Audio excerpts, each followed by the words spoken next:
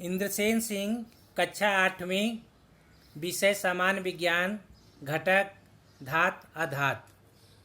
तो बच्चों, हम लोग पार्ट 1 में धातु के भौतिक गुणधर्म और धातु के अधातु के भौतिक गुणधर्म के बारे में अध्ययन कर चुके हैं।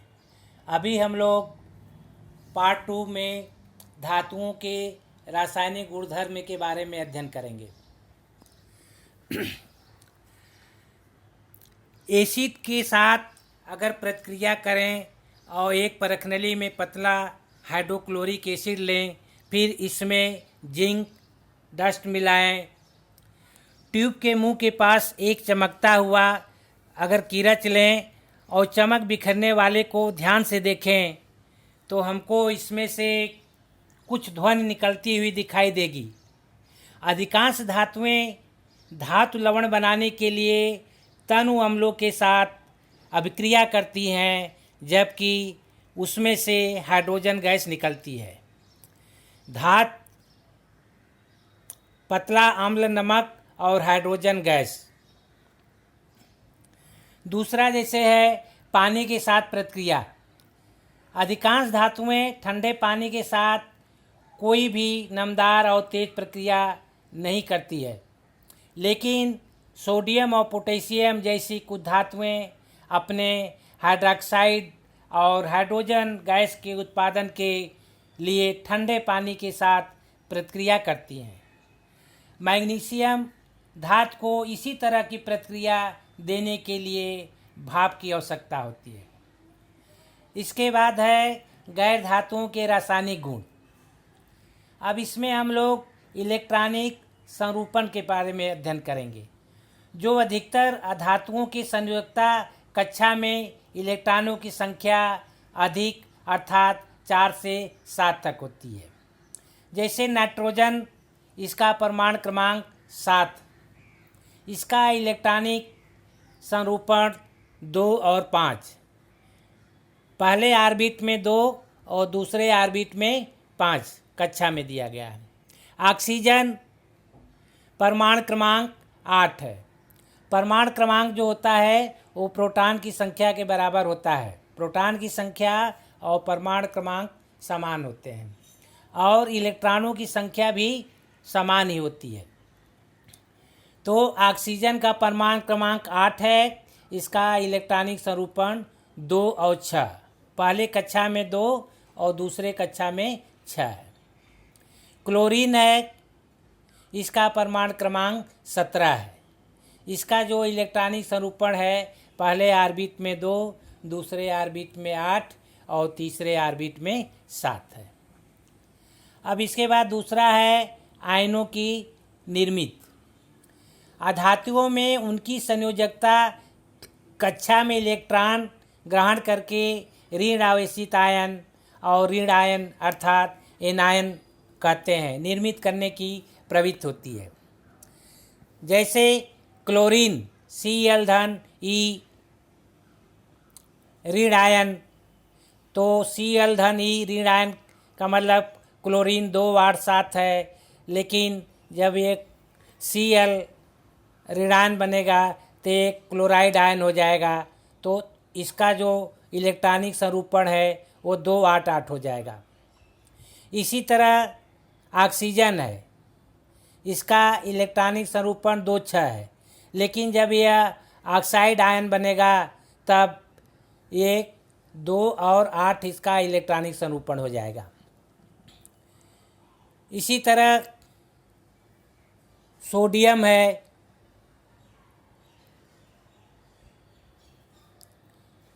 क्लोरीन है, तो अलग अलग, जैसे उदाहरण के लिए नाइट्रोजन है, तो नाइट्रोजन का 2 और 5 दिया गया है, लेकिन जब ये नाइट्राइड आयन बनेगा तो इसका इलेक्ट्रॉनिक संरूपण 2 और 8 हो जाएगा। अभी इसके बाद है ऑक्सीजन के साथ अभिक्रिया। अधातु ऑक्सीजन के साथ अभिक्रिया करके ऑक्साइड निर्मित करते हैं। जैसे अधातु धन ऑक्सीजन बराबर अधातु के ऑक्साइड।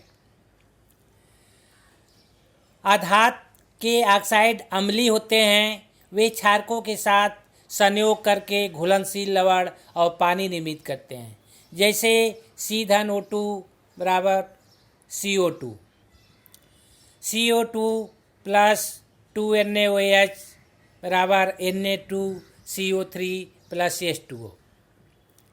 अधातुओं के ऑक्साइड पानी के साथ अपक्रिया करके अम्ल निर्मित करते हैं, जैसे CO2 धन H2O बराबर H2CO3 कार्बोनिक अम्ल। इसी तरह SO2 धन H2O H2SO4 सल्फ्यूरस अम्ल। तो इसके बाद हम लोग धातुओं और अधातुओं का उपयोग का अध्ययन करेंगे।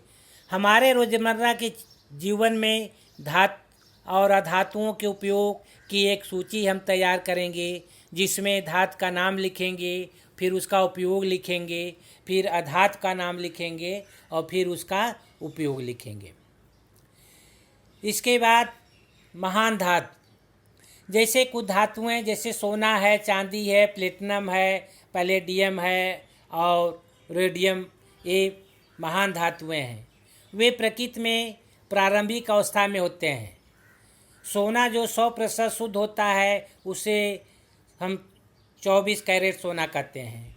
शुद्ध सोना जो होता है वो नरम होता है। परिणाम स्वरूप दबाव के कारण शुद्ध सोने से बने आभूषण टूट जाते हैं। इसलिए सुनार इसे तांबे या चांदी के निश्चित अनुपात के साथ मिलाते हैं। गहने अभी भी छोटे कैरेट मूल्य के साथ 22 कैरेट सोने या इससे कम के बने होते हैं। नोबल धातुओं को क्या उपयोग है? सोना, चांदी और प्लेटिनम का उपयोग आभूषण तैयार करने के लिए किया जाता है। दवाइयाँ में इस्तेमाल होने वाला चांदी यह जीवाणुरोधी संपत्ति है। स्वर्ण और रजक पदक बनाने के लिए भी उपयोग करते हैं। सोने और चांदी का उपयोग कुछ इलेक्ट्रॉनिक उपकरण बनाने के लिए भी किया जाता है और प्लेटिनम, पैलेडियम धातुओं का उपयोग उत्प्रेरक के रूप में किया जाता है। अब इसके बाद प्योरिटी ऑफ गोल्ड, सोने की शुद्धता। तो सुनार की दुकान पर सोने का भाव पूछने पर वो अलग अलग भाव बताता है। ऐसा क्यों होता है? सोना एक रात धातु है तथा प्रकृति में तत्व के रूप में यह पाया जाता है। 100% शुद्ध सोने का यह अर्थ होता है कि वो 24 कैरेट होता है। शुद्ध सोना नरम होता है। इस कारण शुद्ध सोने से तैयार किया गया आभूषण दाब के कारण मुड़ सकता है या टूट सकता है। इस कारण उसमें स्वर्णकार या जो सुनार होता है वो तांबा या चांदी का एक निश्चित अनुपात बनाकर मिलाता है, तब फिर बनाता है। आभूषण बनाने के लिए 22 कैरेट या उससे कम कैरेट के सोने का उपयोग स्वर्णकार करता है। संरक्षण, धातु यौगिक बनाने के लिए हवा में गैसें नमी की उपस्थिति में धातुओं के साथ प्रतिक्रिया करती हैं, रिएक्शन करती हैं। धातुएं इस प्रक्रिया से प्रभावित हो जाती हैं और जिसे हम संक्षारण कहते हैं। मिश्र धातु, 2 या 2 से अधिक धातुओं के एक सजातीय मिश्रण या धातुओं के साथ एक सजातीय मिश्रण हम धातु को मिश्र धातु कहते हैं। आवश्यकता अनुसार घटक तत्वों को मिलाकर के मिश्र धातु बनाई जाती है।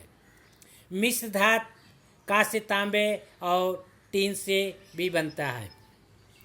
अब इसका संकलन, यहाँ एक तालिका दी गई है, उसमें धातुओं के गुणधर्म लिखा गया है। दूसरे में दैनिक जीवन का उपयोग है। तो जैसे तन्यता है, उसका दैनिक जीवन में क्या उपयोग है। आघातवर्धता है, ऊष्मा का संचलन है, विद्युत का संचलन है और ध्वन्यात्मकता है। इसको हम दैनिक जीवन में क्या उपयोग होते हैं लिखेंगे। कुछ विषम शब्द हैं, उसको पहचानें। जैसे दिया गया है सोना, चांदी, लोहा, हीरा, पीतल, कांसा, स्टील। तो इसमें से जो विषम शब्द है उसको हमको पहचानना है। अब ऑब्जर्वेशन, जैसे पहला है उस पत्र को हम चुने जो प्रश्न का सबसे अच्छा उत्तर देता है या कथन को पूरा करता है। अब पहला है निम्नलिखित सभी धातुओं के भौतिक गुणधर्म हैं। पहला ऑप्शन है चमक, दूसरा जंग, तीसरा मेलेबिलिटी और चौथा कम गलनांक है। दूसरा प्रश्न है तत्वों का कौन सा वर्ग सबसे अच्छा बिजली का संचालन करता है। पहला है धातुओं, दूसरा धात, तीसरा गैर धात और चौथा उत्कृष्ट गैस। अब गृह कार्य में बच्चों पहला है धातुओं के क्षरण को रोकने के लिए क्या किया जाता है, इसका हमको उत्तर देखना। दूसरा है नोबल धातुओं का उपयोग क्या है। तो बच्चों पार्ट 2 में हम लोग इतना अध्ययन किए हैं। धन्यवाद।